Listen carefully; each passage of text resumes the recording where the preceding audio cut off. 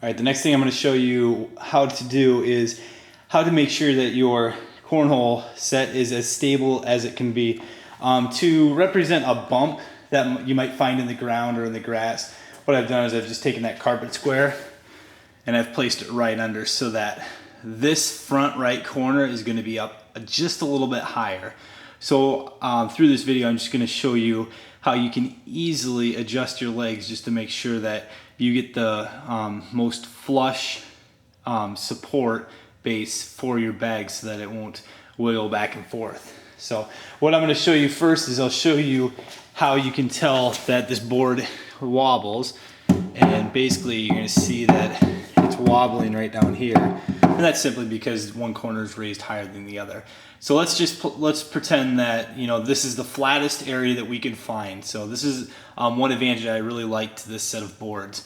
First thing I'd like to show you is the fact that when I make these, I make them with wing nuts. You'll see a wing nut right there, and all you need to do is simply loosen that by twisting like so. So let's put this all the way up. You're going to see that it is flush. You're going to notice that it's flush as can be right here. On the other side, it's as flush as can be as well. So what I'm going to do now is let's just tighten these wing nuts as tight as we can for right now. Okay, so now that our legs are as far back as we can possibly bring them, the next thing we're going to do is we're going to push down on the front of the board. Now I have a clear coat on this, so I'm not actually going to be able to push down on the front, but I'm just going to simply lift on the back. You're going to notice now that all the weight is on the front of the board, and that's very important because when you get the front of the board stable, the rest of the board is a lot easier to make stable. And you're going to notice right down here, I'm off the ground just a little bit. Now if this is a perfectly flat ground, both legs are going to touch almost completely.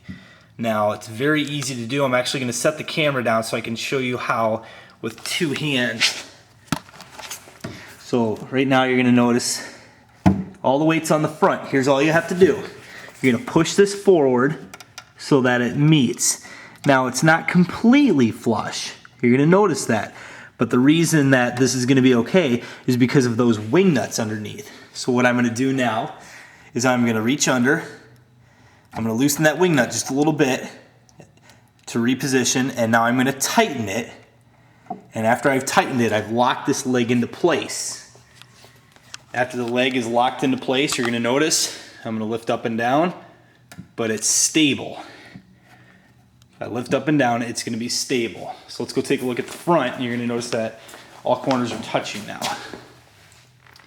Take a look right there. So everything is flush, even though you might have a bump in the ground. So that's how to stabilize. Just to review, push down on the front of the board, go to the back,